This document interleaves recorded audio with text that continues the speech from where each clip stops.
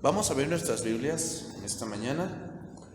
Primer libro de Samuel, capítulo 3. Voy a continuar un poco con la línea que hemos seguido durante este fin de semana de avivar el fuego.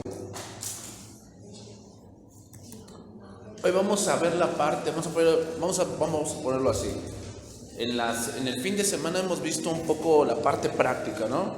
Hemos hablado de muchas cosas, que apaga el fuego, que no lo apaga, cómo avivarlo, el ser activos, el saber tener autoridad, el tener una disciplina de estudio. Pero una parte donde el hombre aprende mucho es la parte práctica. O sea, ver a gente que lo vive. Y tú dices, bueno, lo vivió, entonces yo debo de vivir así. Y uno de ellos que vivió el punto de avivar el fuego fue Samuel. Samuel fue un gran profeta de Dios. Y es interesante porque Samuel es uno de los profetas que ungió a 2 reyes. Y fue el último juez de Israel. Pero vivió en un tiempo donde las cosas no iban tan bien. Vamos a ver el primer libro de Samuel, capítulo 3. Este tema se va a llamar Samuel, vivo entre los muertos. ¿Okay? Vivo entre los muertos. Vamos a ver esta historia, un poco de la historia. No vamos a ver toda, pero vamos a ver un poco de la historia. El joven Samuel, dice ahí, ministraba a Jehová en presencia de Elí. Y fíjate lo que dice. Y la palabra de Jehová escaseaba en aquellos días. No había visión con frecuencia. O sea, ¿cómo estaba el ambiente? Apagado. Parece que todo estaba muriendo, todo estaba acabando. Parece que lo que antes fue ya no es. Y aconteció un día, dice versículo 2, estaba Elí acostado en su aposento, cuando sus ojos comenzaban a oscurecerse de modo que no podía ver. Samuel estaba durmiendo en el templo de Jehová, donde estaba el arca de Dios, y antes que la lámpara de Dios fuese apagada, Jehová llamó a Samuel y le respondió: heme aquí. A menudo nos preguntamos cómo habrá sido la infancia de los grandes de la historia. Tenemos muy poca información acerca de los primeros años de la mayoría de las personas. Si no tenemos información de la niñez de Elías, de Eliseo, mucha información incluso de la niñez de Jesús. No tenemos mucha información, pero de Samuel sí. Samuel, el nombre Samuel significa pedido a Dios. Eso significa pedido a Dios.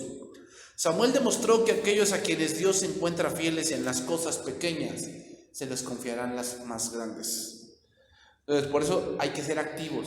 ¿Para qué? Ser fiel en las cosas pequeñas, para que cuando venga el momento de confiarte cosas grandes, Dios te las confíe.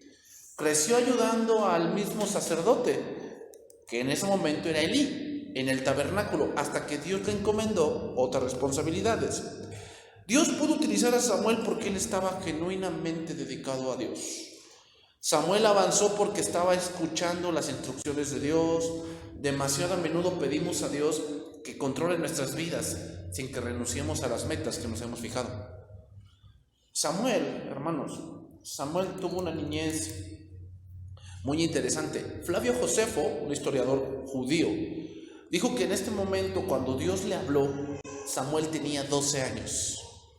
12 años cuando Dios le habló. Era un adolescente. Ahora, antes de entrar a Samuel, veamos el entorno de Samuel. Quiero que veas el entorno. Muchos queremos entornos sencillos para poder servir a Dios. Queremos entornos fáciles, que todo esté bien para que podamos servir a Dios. Pero hermanos, rara vez eso pasa. Dios levanta siervos para arreglar algo que Dios no le está gustando. O sea, si tú debes amar tu congregación, y muchas veces hay cosas que no te gustan, que tú ves que no están caminando bien. Y no es solamente criticar, decir, el pastor debería hacer esto, la pastora debería hacer esto, es que eso debería cambiar, es que esto y el otro. No, la cuestión es, prepárate, tú. Entonces, si tú ves que la enseñanza es deficiente, ¿qué deberías hacer?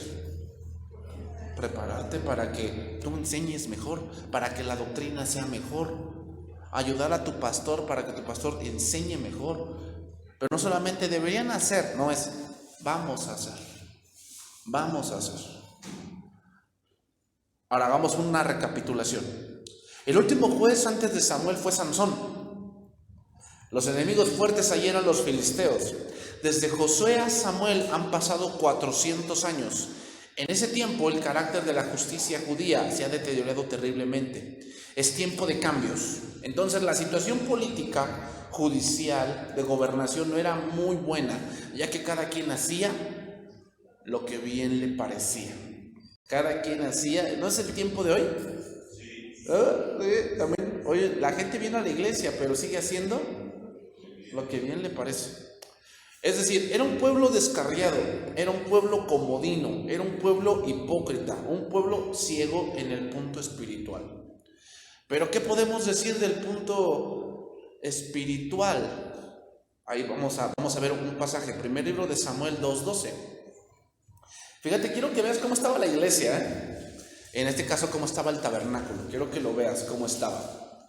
Dice ahí, los hijos de Eli eran hombres impíos y no tenían conocimiento de Jehová. Dos cosas, no me voy a enfocar mucho en los hijos de Eli, nada más vamos a ver el entorno. Los hijos de Eli eran hombres impíos. Un hombre impío, hermano, es un hombre que no teme a Dios. Es un hombre que le vale. O sea, no me importa, yo lo hago, a ver qué me hacen, a ver qué pueden hacerme, a ver qué me dicen. Son hombres impíos. Y fíjate, dice, y no tenían conocimiento de Jehová. O sea, eran sacerdotes, ministraban en el templo, hacían sacrificios, supuestamente intercedían por el pueblo, pero no conocían a Dios. Eso es lo más terrible. Les voy a explicar esto, hermanos. Conocer Biblia y conocer a Dios no es lo mismo. Tú puedes conocer Biblia, y hay gente que conoce mucha Biblia, y sabe de la Biblia, y conoce versículos bíblicos, y dicen, es que la Biblia dice, es que dice aquí, es que dice acá. Sí, conocen Biblia, pero eso no significa que conocen a Dios. Conocer a Dios significa tener una relación cercana con alguien. Cuando tú dices, yo voy a conocer a esa persona, no es cómo se viste y dónde come, no, esas son cosas que ella hace, son rutinarias. Conocer a una persona es que tú vivas con él. Por eso dice el dicho vulgar, ¿no? Vive un mes con Andrés y sabrás quién es. ¿Por qué? Porque cuando ya estás muy cercano, empiezas a conocer sus gustos, y cuánto se baña, si se peina, si no se peina, cuál es su colonia favorita, si sus perfumes son de olor fuerte o de olor débil, cuál es su color favorito, qué programas ve en la televisión, a qué dedica más su tiempo. Eso es conocer. Es triste, pero la iglesia conoce Biblia. Hay gente que conoce Biblia, pero no conoce a Dios. Eso es grave, porque empezamos a hacer las cosas mecánicamente. No las hacemos por Dios, las hacemos por mí.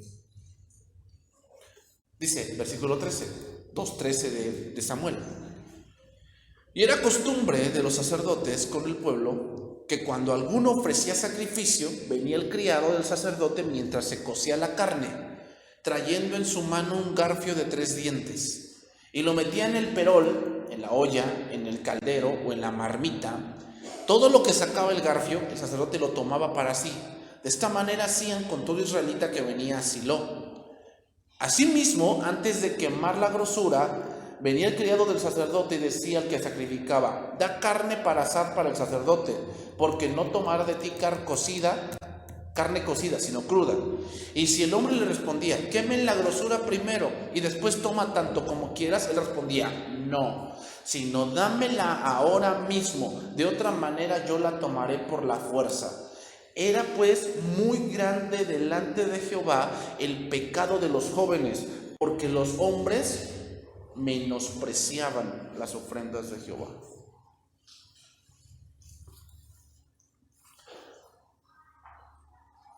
No entraré en detalle con los hijos de Eli, porque eso sería una lección de otro punto. Pero ¿Cómo era el sacerdocio? Sin ley. Sin ley. Era un sacerdocio perverso, sin temor de Dios, un sacerdocio que le daba igual el servicio de Dios y lo utilizaba para obtener beneficios personales. Ahora te pregunto, hermano, al ver esta conducta de estos jóvenes, ¿hubieras dejado a tu hijo ahí? Los hijos de Elí hacían que se deshonrara el sacerdocio y hacían que la gente mirara con desprecio los ritos y el servicio a la casa de Dios. Eso es lo que estaban provocando. ¿No pasa hoy lo mismo, hermanos? ¿No hay varios que miran con desprecio el servir a Dios? Porque otros se han encargado de menospreciarlo. ¿No hay varios miran con desprecio la ofrenda a Dios?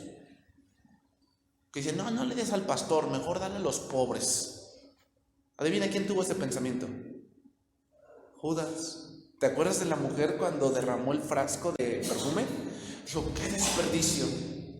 Esto se hubiese vendido por 300 denarios y darlo, me suena igual que eso que publican en el Facebook. No le des el diezmo a tu pastor porque te está robando, dalo a los pobres. Pues ahí vais a los Judas hablando.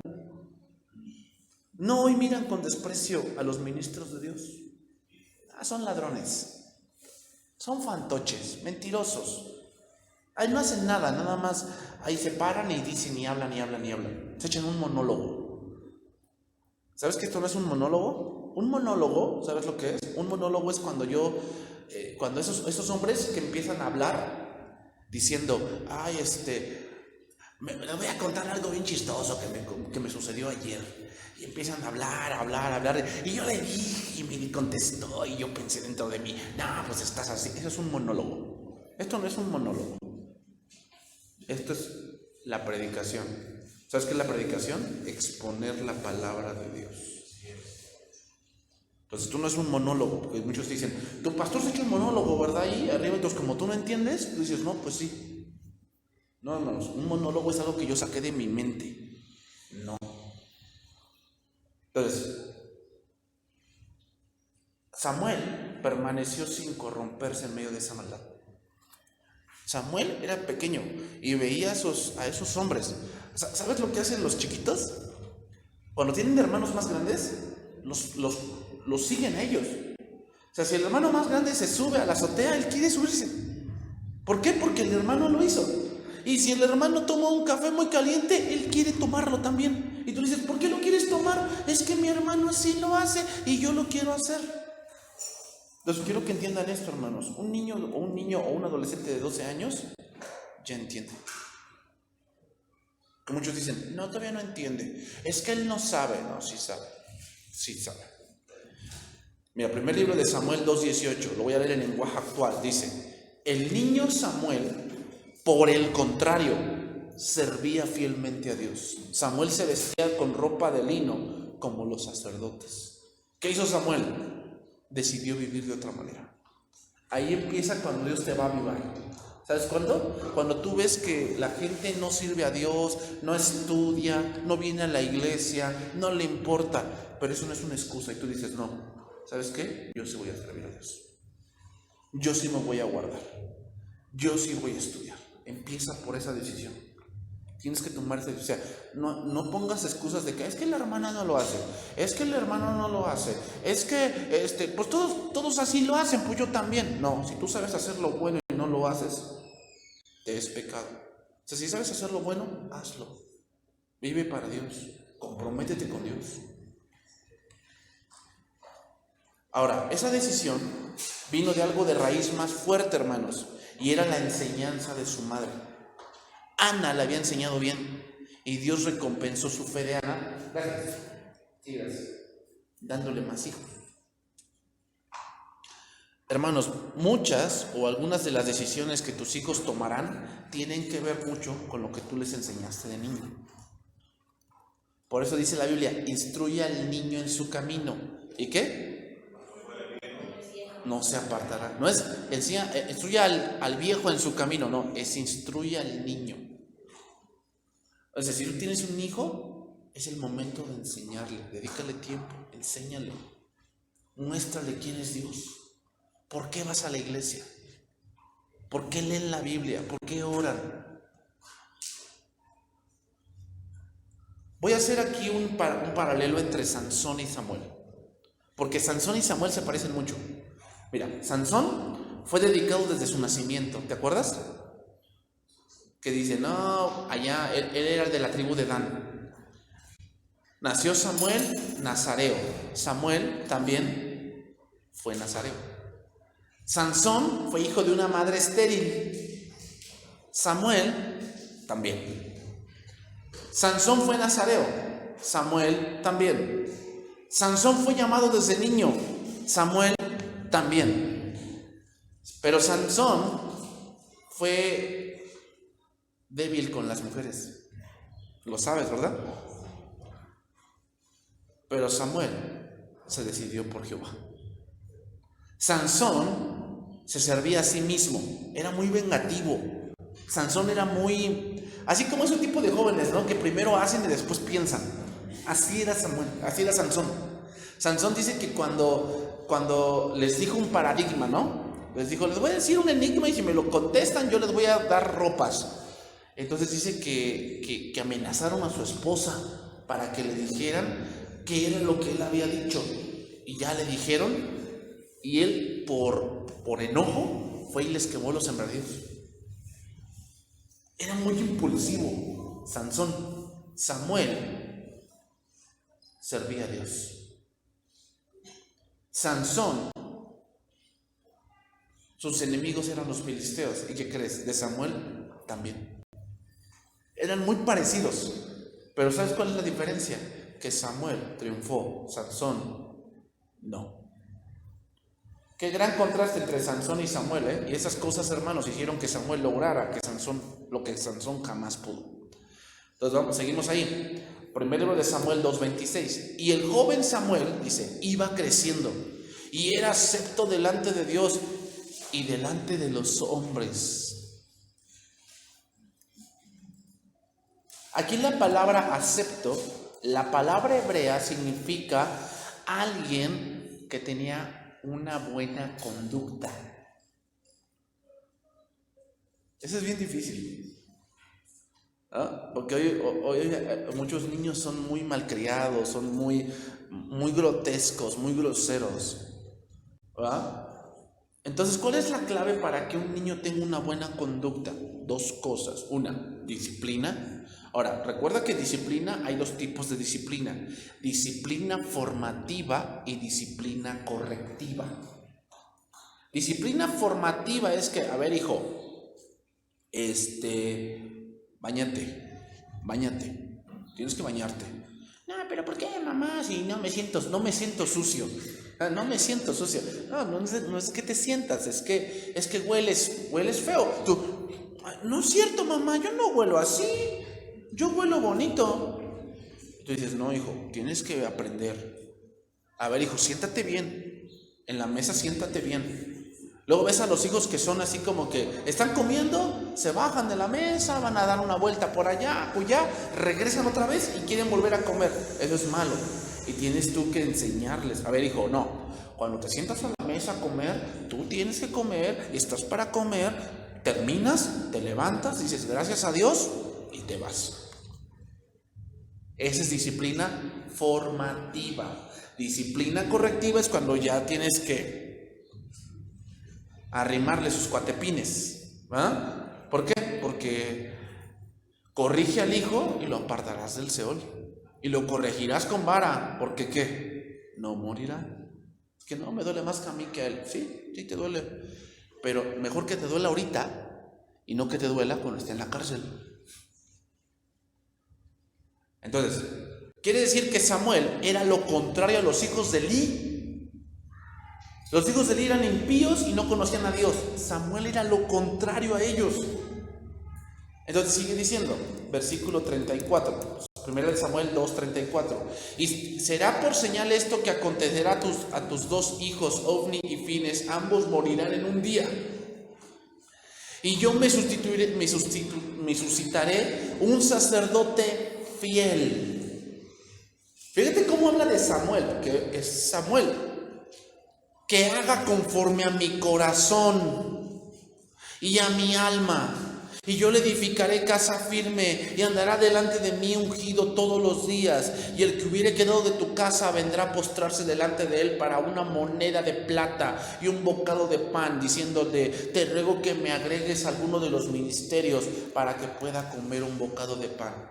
Veamos lo que dice el Señor, Él se estaba preparando a alguien que tuviese dos cosas que el sacerdocio había perdido. Número uno, fuese fiel. Hermanos, eso es bien difícil. Alguien que ha perdido el fervor por Dios ya no es fiel. Y si ya no es fiel con Dios, mucho menos lo será con su esposa. Hermanos, la fidelidad no empieza cuando le dices no a la mujer. Empieza cuando tú eres fiel a Dios. Ahí empieza. ¿Tú quieres ser fiel? Sé fiel a Dios. Ahí empieza. Es decir, que no cambien las cosas por dinero o por una pasión carnal. Eso es ser fiel, hermanos. Número 2, que haga conforme a mi corazón. Significa que haga lo que yo le digo, que haga lo que yo le ordeno y no ponga sus intereses por encima de mis ordenanzas. Entonces llegamos a nuestros versículos, hermanos. Primer libro de Samuel 3:1. Y el joven Samuel ministraba a Jehová en presencia de Elí, y la palabra de Jehová escaseaba en aquellos días. No había visión con frecuencia. ¿Qué hacía Samuel? Servía a Dios. ¿Qué dijimos ayer? ¿Qué debemos hacer? Estar activos. ¿Ya ves? Servía. Todavía no era el sacerdote. Era alguien. Cuando dice servía a Dios en presencia de Elí, es que él ahorita era el mandadero, que estaba chiquito. Entonces, ¿qué le mandaban a hacer? A ver, Samuel, tráete la leña, porque había que meterle leña al altar. Samuel, tráete ¿cómo se llama? Tráete el agua, porque había que lavarse, los sacerdotes tenían que lavarse. Samuel, barre las cenizas. Samuel, abre el tabernáculo en la mañana. Samuel, cierra. Eso es lo que le tocaba hacer ahorita a Samuel. Cuando dice, Samuel ministraba en presencia de Jehová, en presencia de Elí, quiere decir que él no andaba de las manos cruzadas, andaba haciendo algo. Ahora, ¿por qué no había mensajes del Señor con frecuencia? ¿Acaso Dios no quería hablar? ¿Acaso Dios no había se había vuelto mudo? ¿Por qué Dios no hablaba? Pero cuando porque no habían, hermanos, nadie capaz de dirigir a la nación. El pueblo de Israel había tocado fondo, y es, hermanos, cuando ya no hay iluminación. Cuando nadie tiene un corazón dispuesto a escuchar la voz de Dios, Dios ya no va a hablar. Ya no te va a enseñar. Cuando un pueblo, una iglesia, un cristiano ya no tiene iluminación, esa es una condenación a desaparecer. Tanto el liderazgo político como el sacerdocio estaban en serio peligro. El tiempo de Samuel era un tiempo en el que cada uno se guiaba por su instinto, se guiaba por sus sentidos. Era un tiempo de mucha oscuridad espiritual, hermanos. Fíjate ese tiempo cómo era. Si a lo mejor tú ves ese tiempo hoy, eso es lo que debes de hacer. ¿Qué debes hacer? Buscar a Dios. Debes buscar a Dios. Hoy son pocos los que de verdad tienen iluminación de Dios. Muchos solo se guían por sentimientos, se guían por experiencia personal. Sin embargo, mi experiencia no siempre es la voluntad de Dios. Mientras los hijos de Elí se rebelaban contra Jehová, Samuel ministraba a Jehová. Ellos menospreciaban las advertencias de su padre, mientras que Samuel era obediente a las instrucciones de Elí. Qué gran paradoja, ¿va? Otra cosa del avivar el fuego. ¿Sabes quién aviva el fuego? El que es obediente. Ahora, ¿a quién era obediente? A Elí. ¿Sabes muchas veces lo que tenemos los jóvenes? Que decimos, no, ¿por qué lo voy a obedecer? Ni sus hijos lo obedecen. ¿Por qué lo voy a obedecer? No, primero que vaya con sus hijos y que lo obedezcan, y después ya lo obedeceré yo. Eso no importa. Eso no importa. A veces hay autoridades que no nos gustan, hermanos. A mí me tocó una vez un pastor que de verdad era muy difícil tratar con él. Yo tenía como 15 años y era muy difícil. O sea, siempre me trataba así de que me decía, güero, si no obedeces te voy a acusar con tu papá, me tienes que obedecer. Y así como que, ay. Y sus hijos lo trataban de un patán, O sea, todos sus hijos, tenía 3 hijos, los 3 terminaron mal. Casadas con amorreas, abandonaban su casa, ya no iban a la iglesia, así eran. Pero me mandaba, y era difícil, hermanos. O sea, te lo confieso que era difícil, pero Dios me enseñó algo allí, que si tú quieres tener autoridad, primero tienes que aprender a obedecer. Y a veces la gente que te toca no es muy fácil. Y ustedes que a lo mejor trabajan en el punto secular, lo sabrán. Hay a veces patrones que no son muy fáciles de llevar, ¿verdad?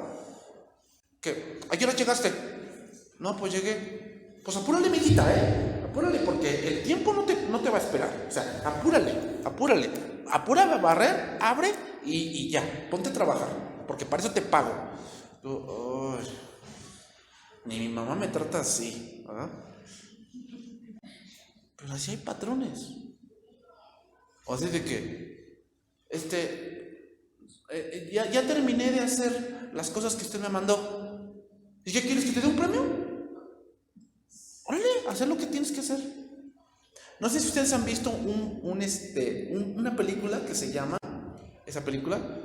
El Diablo Viste a la Moda. ¿Sí la han visto? ¿Cómo era la señora? Bien pedante, ¿verdad? Bien pedante. Pero ¿qué hizo esta mujer? Se acopló a esta mujer. Y la consideraban la mejor, pero era bien pedante. Y yo le decía a mi hermana, ¿te gustaría tener una jefa así? Y dice, no, yo ya hubiera renunciado. Sí, yo ya hubiera renunciado. Pero ¿te das cuenta? Hermanos, muchas veces te va a tocar ese tipo de gente. A veces hay pastores que son muy difíciles. Dices, no, el pastor Ricardo es Rafael es mi cuatacho. No, el pastor Rafael, mira, él casi yo nunca lo he visto enojado. Bueno, él. ¿Y si Dios te envía a otra iglesia donde el pastor casi no habla? Porque hay pastores así, Hay pastores que por aquí predican y por aquí se guardan. Solamente los ves si pides una cita pastoral, porque ahí no los ves. Hay pastores así. Entonces, hermanos, aquí no importa el tipo de... Muchas veces decimos, es que si no me toca uno bueno, yo no voy a obedecer. Eso no te debe de importar. Muchas veces Dios te pone ese tipo de personas porque te quiere avivar. A lo mejor no tanto el pastor. ¿Qué me dices de tu coordinador de Ujieres, o la que te coordina en niños, o la que te coordina en la alabanza? A veces son de un carácter medio, como que son de pocas palabras, nada más que tú les mandas WhatsApp y te responden, sí. Ok, está bien, Dios te bendiga, punto. Entonces, híjole, ¿verdad? Y tienes que aprender a amarlos así. Samuel amaba a Eli, a pesar de que era un hombre que sus hijos estaban por la calle de la amargura. Entonces, esa frase, hermanos, cuando dice Samuel ministraba a Jehová, quiere decir bajo la supervisión y obedeciendo sus órdenes. Hay jóvenes que dicen esto, no, el respeto se lo deben ganar. ¿Quiere respeto? Que se lo gane. A ver, ¿crees que Elí merecía respeto con los hijos que tenía? Yo digo que no. ¿Crees que Elí tenía autoridad si no tenía autoridad con sus hijos? Hermanos, la autoridad no depende de eso. Cuando pensamos eso, pensamos como el mundo. Muchas veces, hermanos, Dios no nos permitirá ver eso y saber que es Dios quien nos está mandando. Esto no quiere decir que Elí no tenía consecuencias. Sin embargo, Samuel no puso de pretexto eso para no someterse a Elí y así aprender a ser sumo sacerdote. Se sometió a Elí, aunque a lo mejor no lo mereciera, pero así aprendió a ser sumo sacerdote. Seguimos ahí. La palabra aquí hebrea de escaseaba. Dice, la palabra de Dios escaseaba. Aquí significa, esa palabra significa no existía. No llegaba algo. Eso significa. Es decir, era algo que no se tocaba ni se acordaban de los sacrificios y del servicio diario, pero Jehová no estaba presente en los corazones. Se hacía todo el ministerio, todos los días se sacrificaba un borreguito, todos los días la gente llevaba sus ofrendas, pero ya no estaba Dios ahí. Eso es terrible. Y muchos así viven, hermanos, sirviendo a Dios como algo mecánico, pero la palabra escasea en su vida. Porque no toman a Dios como algo tan importante, algo tan céntrico, algo tan fuerte para ellos, sino que no quieren pagar el precio por ello. Los líderes de la vida espiritual de Israel no tomaban en serio la obediencia, y cuando hay desobediencia, Dios no se revela. Fíjate nada más el cuadro que había, hermanos, era terrible. El hambre de las palabras de Dios es una consecuencia de haber despreciado el correcto aprendizaje de Dios. Este solo verso, hermano, nos dice que no pudo lograr lo que no pudo lograr Sansón y lo que ahora haría por medio de Samuel. Seguimos ahí, primer libro de Samuel 3:2. Aconteció un día que estando Elí acostado en su aposento, cuando sus ojos comenzaban a oscurecerse, de modo que no podía ver, se está poniendo ciego Elí. Esa posición de Elí era la posición del pueblo, ¿cuál? Ojos espirituales debilitados. El cada uno hacer lo que bien le parece, habla de estar en una zona de confort y estar así pues llevándomela. Ahí me la llevo. Soy cristiano, pero ahí me la llevo. O sea, no pago el precio, no tengo más estudio, rara vez me desvelo por Dios. O sea, no. Me la llevo como bien puedo. Entonces sigue diciendo, versículo 3. Samuel estaba durmiendo en el templo de Jehová, donde estaba el arca de Dios, y antes que la lámpara de Dios fuese apagada. Ahora en estos tiempos no había templo, hermanos, no había un edificio en sí. Por lo tanto, lo que se hace es suponer aquí es que había un edificio más acondicionado para ministrar, ya que Silo era un lugar donde había permanecido el arca por muchos años.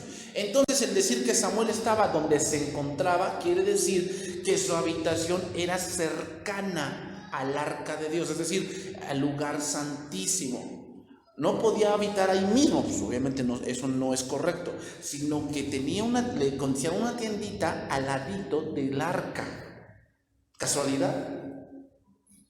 No, hermanos. Tal vez directa o indirectamente, pero esas decisiones de Samuel con respecto a su alrededor lo acercaron más y más a Dios. Dios vio en Samuel un instrumento limpio que él podía usar. Y entonces dice ahí, antes que la lámpara de Dios fuese apagada, los candeleros de 7 brazos permanecían encendidos en el tabernáculo toda la noche. Ahora, podemos entender esto en otro contexto, que me parece que es lo que más nos interesa aquí. Fíjate, primer libro de Reyes 11:36, lo voy a leer así para que entendamos esto. Dice, y a su hijo daré una tribu, para que mi siervo David tenga lámpara todos los días delante de mí en Jerusalén, ciudad que yo me elegí para poner en ella mi nombre. Aquí habla cuando se dividía el reino. Segunda de Reyes 8:19 dice, con todo eso, Jehová no quiso destruir a Judá por amor a David su siervo, porque había prometido darle lámpara a él y a sus hijos. Otra vez esa palabra, lámpara. Pero el segundo libro de Samuel 21:17. Mas Abisaí, hijo de Sarbia, llegó en su ayuda, e hirió al filisteo y lo mató. Entonces los hombres de David le juraron diciendo, nunca más de aquí en adelante saldrás con nosotros a la batalla, no sea que apagues la lámpara de Israel. El punto es la lámpara, hermanos, de la esperanza. Nos habla de la muerte del liderazgo. Por eso dice, antes que la lámpara se apague, o sea, si era literal, antes de que se apagara el candelabro, pero más literal es antes de que Elí muriese. Antes de que Elí muriese, Dios le habló a Samuel. Ahora, hermanos, voy a decirte otra cosa. Podemos criticar a Elí por sus hijos, pero tal vez Elí era un varón que sí amaba a Dios, pero se equivocó. ¿Se equivocó? A ver, yo te preguntaré, ¿quién le enseñó a Samuel todos los oficios del sacerdocio? ¿Elí? ¿Quién le enseñó a Samuel cómo hacer tal cosa y tal cosa del tabernáculo?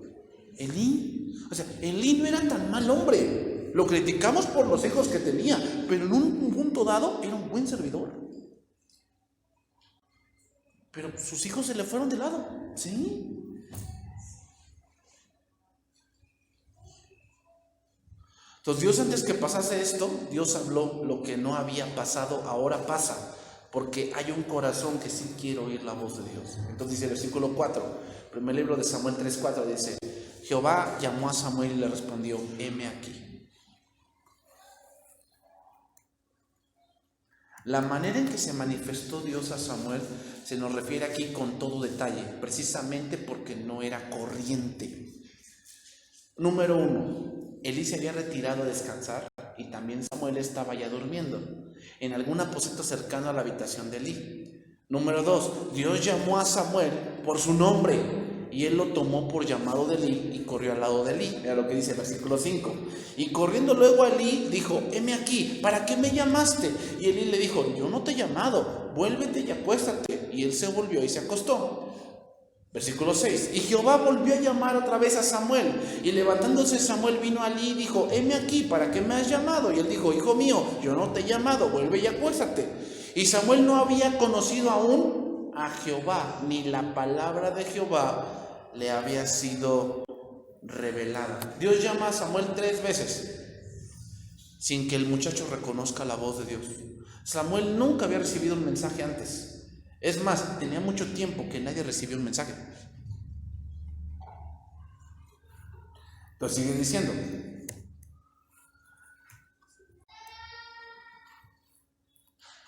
durante la época de los jueces, hermanos, el pueblo no confiaba en Dios, confiaba en los hombres. Dios le iba a enseñar una lección muy importante a Samuel, y era: ¿quién es Él? ¿Sabes quién es Dios? O sea, porque si el pastor Rafael o yo soy tu pastor, todo te va a faltar, ¿eh? Todo te va a faltar. Dios debe ser tu pastor. Nosotros estamos aquí para servirte. Y si tú tienes alguna duda, te apoyamos y te tratamos de aclarártela o te la agrandamos. Pero tu pastor verdadero es Cristo. Que nosotros tu vida no puede depender de nosotros. Tu vida debe depender de Cristo. Entonces, ¿qué pasaría si yo en algún momento cayera? Porque no estamos a favor de eso. ¿Te vas a alejar de Dios? Que nada, pues el pastor Luis pues se cayó, ya yo lo tenía en alta estima, pero ya pecó, pues ¿qué espero yo? No pongas tu mirada en los hombres, pon tu mirada en Cristo. Esa era una fórmula que Sansón nunca ocupó, hermanos.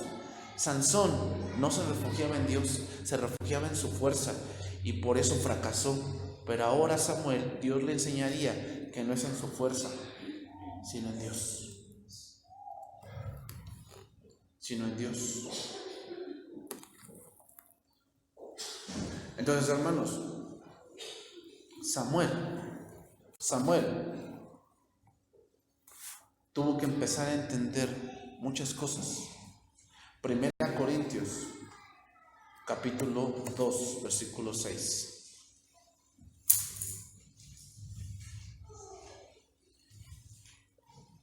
Entonces, ¿cómo ves el ambiente de Samuel? ¿Era propicio? No, pero Samuel decidió servir a Dios.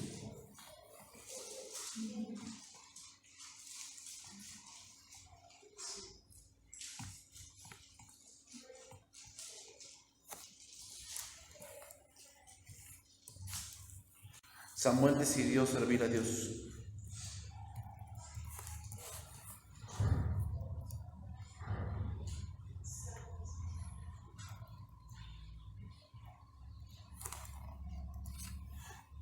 Dice ahí 1 Corintios 2:6. Sin embargo, hablamos sabiduría entre los que han alcanzado madurez, y sabiduría no de este siglo, ni de los príncipes de este siglo que perecen, mas hablamos sabiduría de Dios en misterio, la sabiduría oculta la cual Dios predestinó antes de los siglos para nuestra gloria. Lo que ninguno de los príncipes de este siglo conoció, porque si lo hubiesen conocido, nunca habrían crucificado al Señor de gloria. Antes bien, como está escrito, cosas que ojo no vio, ni oído yo, ni han subido en corazón de hombre, son las que Dios ha preparado para los que le aman. Voy a explicar un poco esa parte para seguir leyendo.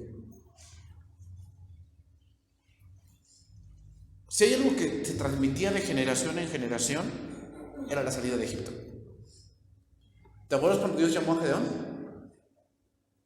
Dios llamó a Gedeón y le dijo: varón fuerte y esforzado, Dios está contigo. Y dijo: Señor Jehová, mis padres me han contado cómo Dios los sacó con mano poderosa de Egipto y cómo abrió el mar, y ahora por qué estamos en esta grande destrucción. Sabía. Pero hermanos, te voy a decir algo: andar por milagros no es bueno. Los milagros sí sorprenden, pero es solamente eso. No puedes andar por milagros, debes andar por fe. Por eso dice, cosas que ojo no vio ni oído yo. A ver, ¿no muchos de ellos vieron grandes maravillas? ¿No muchos de ellos sabían de grandes cosas que Dios había hecho? ¿Por qué no confiaban en Dios?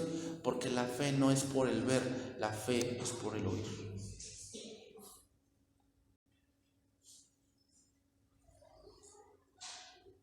Entonces, hermanos, estas cosas que estamos escuchando, y cuando tú entiendes, tú dices, Señor, yo quiero así, son cosas que aún los más sabios de este siglo no han entendido.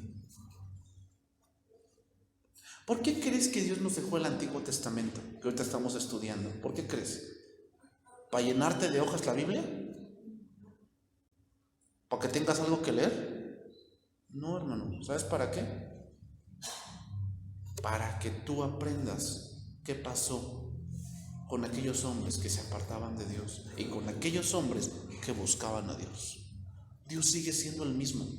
Él está buscando corazones a quien hablarles y decirles: Samuel, Samuel. Sigue diciendo, versículo número 10. Pero Dios nos las reveló a nosotros por el Espíritu, porque el Espíritu todo lo escudriña, aún lo profundo de Dios. Porque ¿quién de los hombres sabe las cosas del hombre, sino el Espíritu del hombre que está en él? Así tampoco nadie conoció las cosas de Dios, sino el Espíritu de Dios. ¿Qué quiere decir?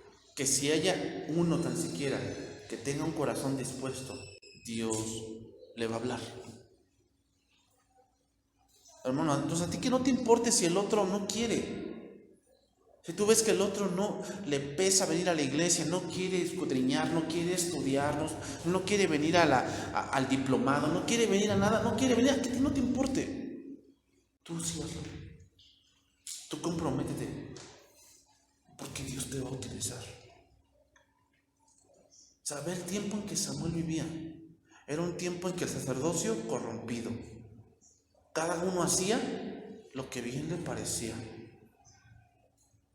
¿Qué podía hacer un niño de 12 años? No te imaginas lo que Dios iba a hacer con él. Y nosotros no hemos recibido el espíritu del mundo, dice, sino el espíritu que proviene de Dios para que sepamos lo que Dios nos ha concedido, lo cual también hablamos, no con palabras enseñadas por sabiduría humana, sino con las que enseña el Espíritu, acomodando lo espiritual a lo espiritual. Pero el hombre natural no percibe las cosas que son del Espíritu de Dios, porque para él son locura. ¿Para quién es aquí el hombre natural? Los hijos de Eli. Tienen el grato privilegio de servir a Dios y lo despreciaban.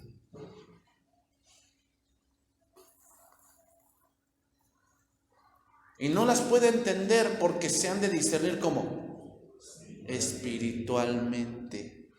Hermanos, con esto voy terminando.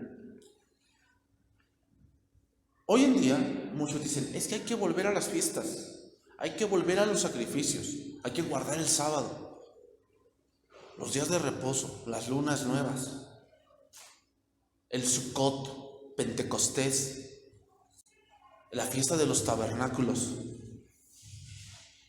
Todo eso, hermanos, es sombra de lo que habría de venir.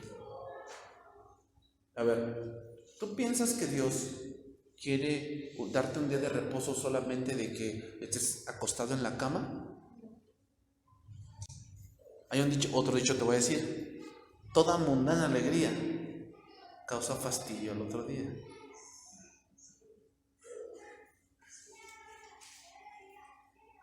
O sea, lo que tú dices, si yo nada más me quedara en mi cama y viera Netflix, ya, me siento contento. Hazlo. Pero va a llegar un momento en que después quieres otra cosa, que quieres, hasta a veces la cama ya te duele, ¿no? Te duele la espalda, tú dices, no, ya me tengo que parar, tengo que hacer otra cosa, porque toda mundana alegría causa fastidio al otro día. O sea, ¿tú piensas que el reposo de Dios es darte un día? No has leído Hebreos. Dice que el reposo de Dios es que entremos en su reposo. O sea, el reposo que Cristo nos trae es esa paz con Dios. Y obviamente el reposo más grande que tendremos es cuando estemos con Él, porque ya no habrá más llanto, ni más clamor, ni más dolor. No entrará ninguna cosa inmunda, porque las primeras cosas pasaron. Ese es el reposo que Dios nos quiere dar. Entonces, ¿por qué Dios nos dejó esto? Los hijos de Eli no entendían lo que los sacrificios significaban. Ellos nada más lo hacían, pero no lo entendían. Hermanos, tienes que entender por qué haces las cosas. ¿Entiendes por qué haces las cosas? O sea, ¿cuál es la finalidad de que te congregues?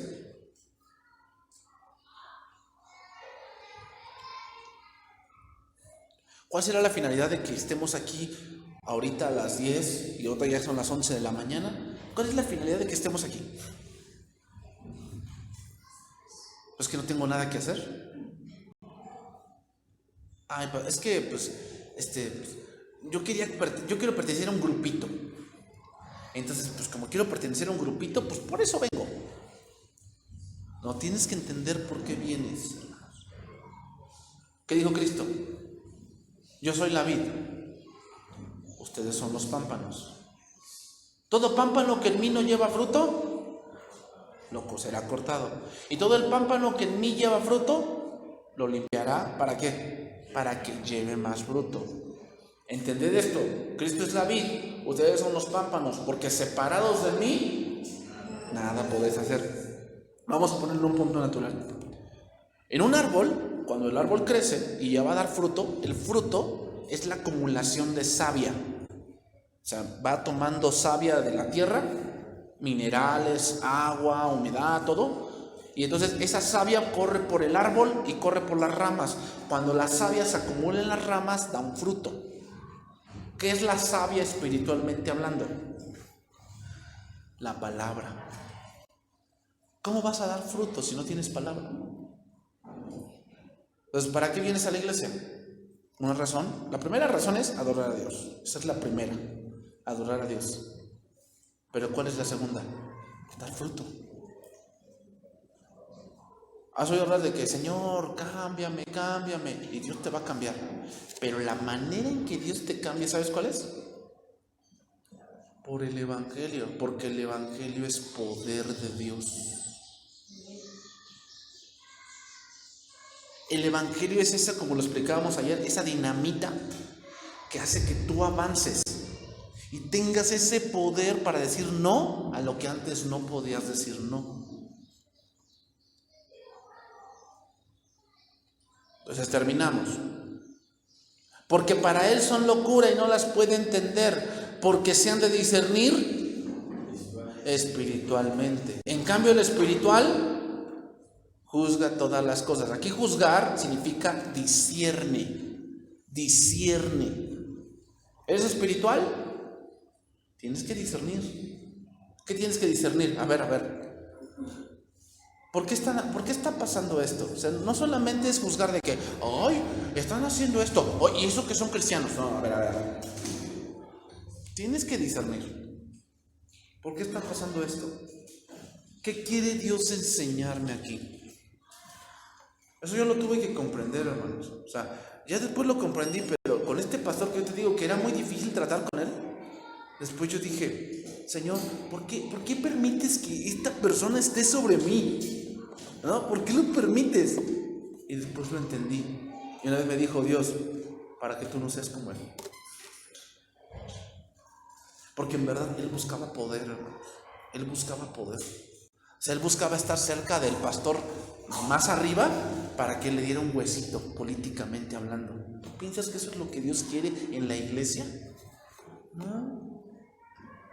Pero por eso Dios lo permite, hermanos. Pero tienes que discernir eso. No es para que te vuelvas como Él, para que te amargues. Dios jamás quiere eso.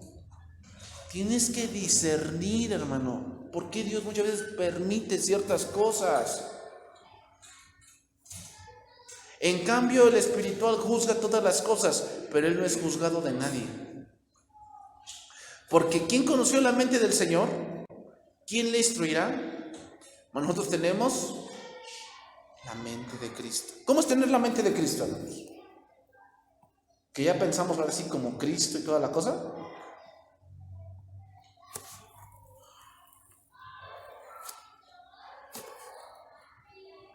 ¿A qué se refiere que tienes la mente de Cristo? Se refiere a que tú ahora piensas espiritualmente. Uno que tiene la mente de Cristo ya no solamente ve lo que está pasando, ve lo que hay detrás. Eso es algo que tiene liderazgo. Cuando el pastor te ve y ve que andas haciendo algunas cosas o que te llegas con algunas cosas aquí a la iglesia, él no ve lo que muestras, él está viendo lo que hay detrás. Entonces va contigo y te dice, hermano, ¿estás bien? Sí, pastor, 100% bendecido. Y él te dice, no es cierto, tú tienes algo, porque esta actitud que tú estás teniendo corresponde a esto. Pues tú como que tratas de disimular, ¿no? Y dices, no es cierto. No es cierto. O sea, usted está viendo mal, pastor, me tiene mala voluntad. Y él te dice, ¿seguro? Porque yo veo que esto te está alejando de Dios. No es cierto. Yo estoy bien. Eso es tener la mente de Cristo. Eso es discernir, hermanos. Tienes que discernir. Eso es parte del llamado de Dios. Entonces, termino. Primer libro de Samuel 3:8. Y con eso voy a terminar, con ese verso. Jehová pues llamó la tercera vez a Samuel, y él se levantó y vino a Elí y dijo, heme aquí, ¿para qué me has llamado? Entonces entendió Elí que Jehová llamaba al joven. Aquí la palabra llamar significa alguien que te anuncia algo. Profetizar, también significa profetizar. El llamado de Dios, hermanos, implica algo importante y es mostrar su voluntad. Muchos dicen, es que Dios me llamó, pero no saben para qué. Y el llamado también implica qué es lo que vas a hacer. Hermanos, ¿saben quién fue el último profeta?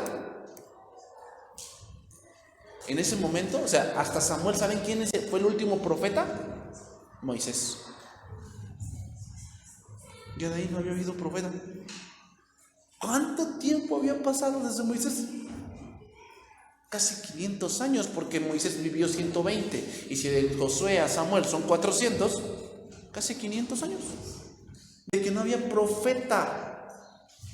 Termino con esto. ¿Cuál es la diferencia entre profecía y predicación?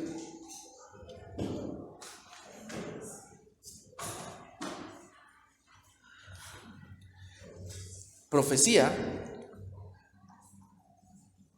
hablas de parte de Dios. Hablas de parte de Dios, eso es profecía. Pero predicación es, hablas lo que Dios ya dijo. Profecía es, hablas de parte de Dios. Es como decir, hermanos, les voy a decir algo. Y empiezas a profetizar. O sea, no es algo como te voy a decir tu futuro. Quítate ese rollo, eso no es profecía. De que yo te voy a decir con quién te vas a casar, si tu negocio va a prosperar. Eso no es profecía. Profecía es hablar de parte de Dios. Es decir, mira hermanos, en este versículo les voy a decir algo que Dios nos quiere dar a entender. Eso es profecía. Predicación es exponer la palabra de Dios. Es explicártela, lo que quiere decir. Hermanos, no puede caer una nación un juicio mayor que el de no ocuparse en la palabra de Dios. Sin duda, el escuchar la voz de Dios es algo que Elí no podía enseñarle, puesto que ni él mismo la escuchaba.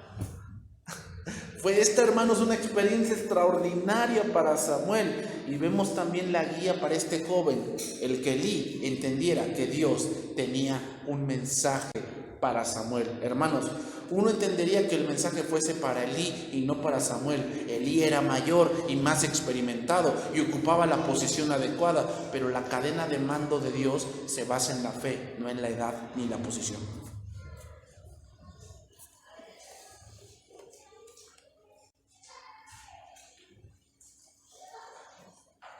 Otra cosa, y con eso termino, es que cuando el Señor busca que alguien sea su vocero, está más interesado en que sea alguien dispuesto a escuchar, más bien que alguien que esté dispuesto a hablar. Alguien dijo una vez, Dios nos dio 2 orejas para que escuchemos el doble y una boca para que hablemos la mitad. Escuchemos más, hablemos menos. Y dijo Elí a Samuel, ve y acuéstate, y si te llamare dirás, habla Jehová, porque tu siervo oye. Y así fue Samuel, y se acostó en su lugar. ¿Qué vas a responder cuando Dios te hable? Habla porque tu siervo oye. Habla porque tu siervo oye. Fíjate, aquí vemos otro punto que dije ayer. ¿Qué debe tener alguien que viva el fuego? Un guía espiritual. ¿Cómo hubiera sabido Samuel que Jehová le hablaba si Elí no hubiese estado ahí? ¿Te das cuenta que requiere un guía espiritual? O sea, no era un llanero solitario. Era alguien que tenía un guía. Malo, malito, pero lo tenía. Lo necesitamos. Porque a veces no sabes si te está hablando Dios o el chamuco. No sabes. Entonces llegas con el pastor y dices, pastor, ¿me habló usted? Tengo este punto que entendí. ¿Es de Dios? Entonces él te va a decir, sí, dile a Dios, habla, porque tu siervo oye. Te lo va a decir tu liderazgo. Y si no, te va a decir, no, sabes que estás mal. Vamos a ponernos de pie, hermanos. Vamos a orar.